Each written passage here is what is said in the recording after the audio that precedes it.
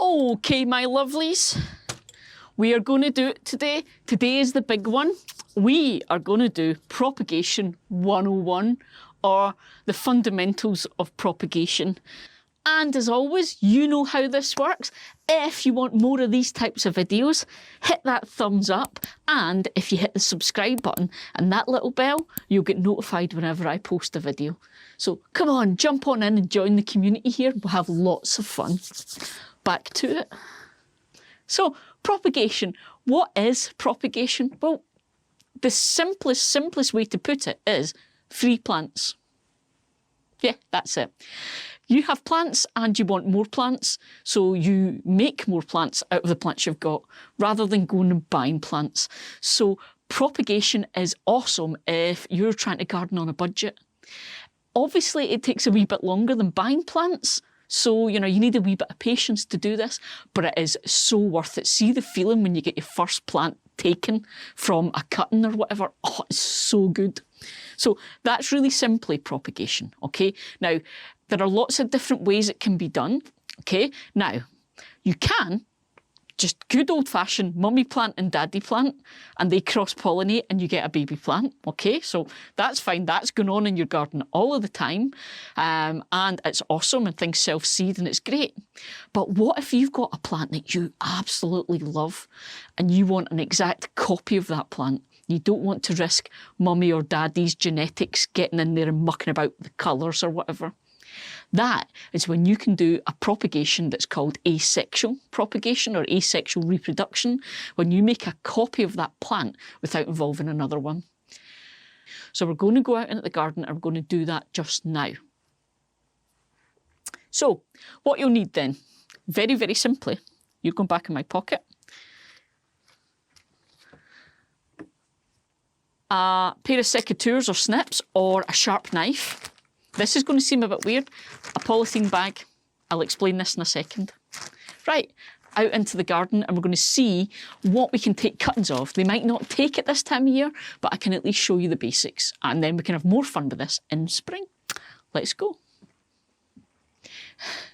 Okay, we're at the good old salvia again, because this is one that a lot of folk want to take cuttings of, and it's worth doing because they're not entirely hardy here. So there is a very good chance I will lose this over winter because I can't get it in the greenhouse. So if I've got cuttings, it means I don't completely lose my plant. But also, I love it and I might want more of them in the garden. So we're going to start here. And how we're going to start with this is we're going to talk about the stem, while we're going to talk about nodes. So come in close and we'll have a look. We're up close and personal now. Right, so we've got the stem here, okay? And what you can see is, all the way up the stem, you get this branching out where we've got leaves and stems, okay? And then there's another one there, branches out leaves and stems all the way up. And up at the top, it's doing the same thing again, and that's where you've got the buds for the flowers, okay? So each one of those bits where you get that branching out, and you'll see on the stem, it causes these little ridges. That's called a node, okay? Now that's really important because those nodes are where all the growing hormones are in the plant. That's where they're really, really focused. So where we cut next to that node determines what that bit of plant, that cutting is going to do.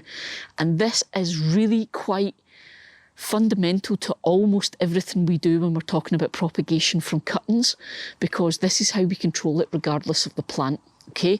Now, you guys have already seen me do this and talk about this. If you watch, and again, I'll put it up above, if you watch the video about basil and when I took the cuttings of the basil and I grew that on, I talked about these nodes because that's how we do it.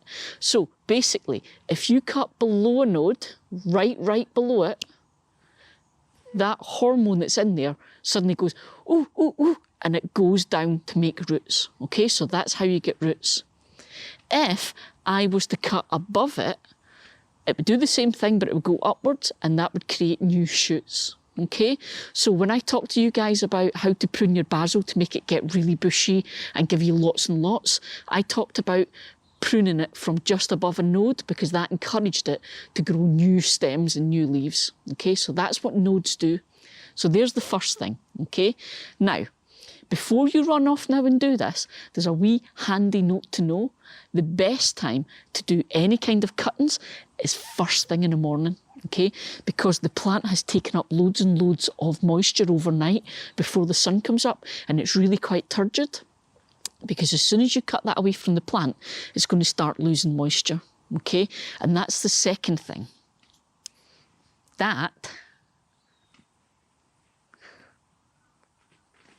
if I can reach it, is why I said get a polythene bag, because what you then do is you put that in your polythene bag and seal it up, and that holds any moisture in there until you can get into your greenhouse or your potting shed or whatever to get that potted on. Okay, now I'm not actually going to use this one. This is just for me to show you.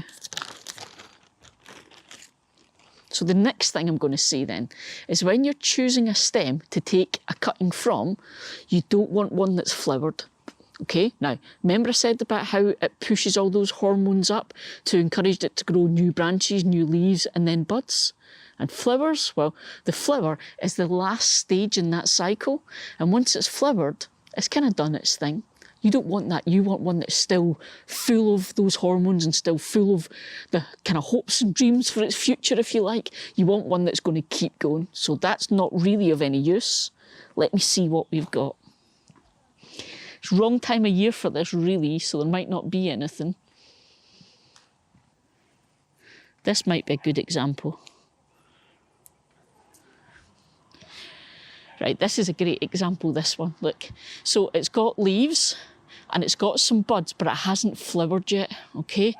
So we could get away with this one if we had nothing else because it hasn't flowered yet. Okay, next thing you need to know then. We're going to take it in to the greenhouse and we're going to have a go at potting this on, and I'm going to show you. I don't think it'll take because it's the wrong time of year, but, oh, okay. So we are back in the greenhouse after being out in the very, very chilly garden to do the next bit on our propagation station video. So I've got my little bag of goodies. And again, when we go around doing this, first thing in the morning, so that the plants have got a lot of moisture in them, straight into the bag so that they'll lose as little of that moisture as possible, okay? And that's the next step as well. We're going to talk about what we do next. So I'm going to do it with salvia cuttings. Now, I grabbed one at a time and then close the bag up again. She says I took two by accident there. I'm going to start with this one, right? And we're going to do a pretend. Right, so I've just cut that there, so we'll pretend that that's my little cutting. That would be a rubbish cutting, but it's just for the sake of this. Right, I'm going to come in as well. All of those leaves that are on the plant will lose moisture, okay? All of them, they're designed so that the light hits them and they actually let moisture evaporate from the plant, and that's how the plant stays cool. Obviously, it doesn't have a root system, so it's not really got any way to take up moisture and replace that at the minute. So we want to reduce the amount of moisture it loses as much as we possibly can, but still leave it with some greenery so that it can take in the sunlight and can still generate food for itself. So the way we do this is we take off all the leaves on the bottom half of the stem. Anything that's going into the soil, we take the leaves off, because once it goes into the soil, those would just rot anyway. Okay, so we take all them off. And then what we leave at the top is we want to only leave maybe 2, 4 at the most leaves, okay, at the top. Just enough that it can actually process sunlight. But also, if it's got big leaves, what you do is you just snip them roughly in half, okay? So the leaf's still there to do the job, but there's not an awful lot of surface area for it to lose the moisture, okay? Now, we already spoke about the whole thing about the nodes.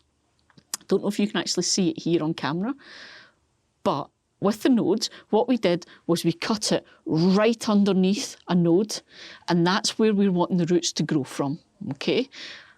If you were wanting to generate more growth on the top of a plant, you'd be pruning the plant and you would cut just above the node. Those nodes, remember, are the little bits with all the hormones that do the growing. Main thing to remember, if the only thing you remember is that, you'll still be able to do some cuttings, okay? Now, the next thing we do is rooting powder or rooting hormone. Okay, now, let me be honest, this is not 100% necessary. This helps. It helps to speed up the process. So all of those little hormones I was talking about that are in the stem of the plant, this is an artificial version of them that helps to just boost it and get it going quicker. Now, there is a bit of an argument to this. Some people actually say you shouldn't use this because if the plant doesn't take, it wasn't a very strong genetic stock anyway, and you probably wouldn't have wanted it. You only want the really strong ones that would take. So there's argument on both sides, so you decide for yourself. I do use this on my cuttings because I'm impatient and I like the speeding up process. But all you do for it is, it's just a powder. And you dip the end of the stem in and then just tap off so there's no excess because you don't need a lot. And then if I use this,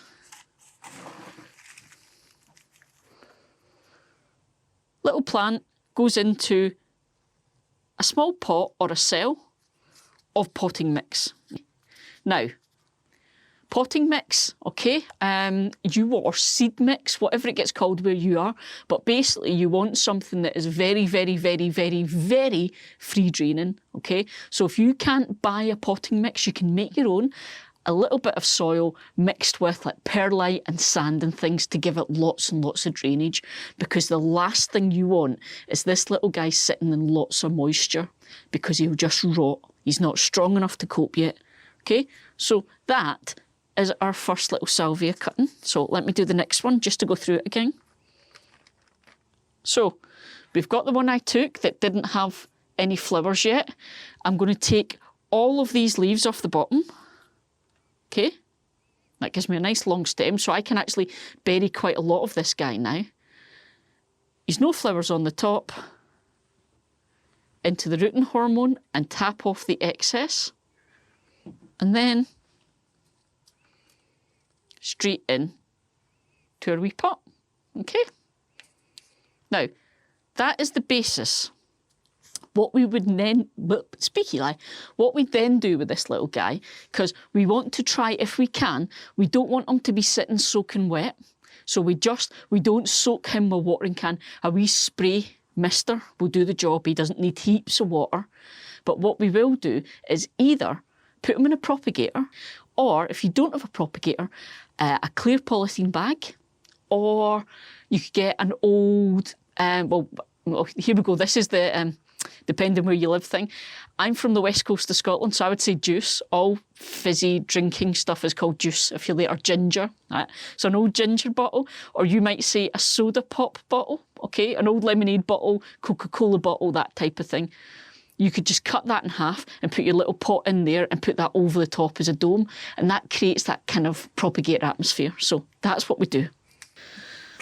So we're going to go to this side of the greenhouse now, because as you can see, I have already got a couple of little pots that I've got salvia cuttings in that I took a few months back, okay? So they're in there, and you can see long stems with just a few leaves at the top. This one's put on a little bit of growth, so that's quite awesome. Okay, and they're in there, and I'm not going to disturb them again until spring. So fingers crossed for these guys. What's that? That's my Crocosmia seeds. But the other thing I've got that we can now do is, so the other thing I've got, my little garden on Instagram. You were the one that said to me, why don't you try doing petunia cuttings? And I did, and they've started developing roots. Now, I had them in these little tiny things just as individuals. I'm now going to actually put them in some pots to give them some space and then put them back in the propagator. So I'm going to do that now.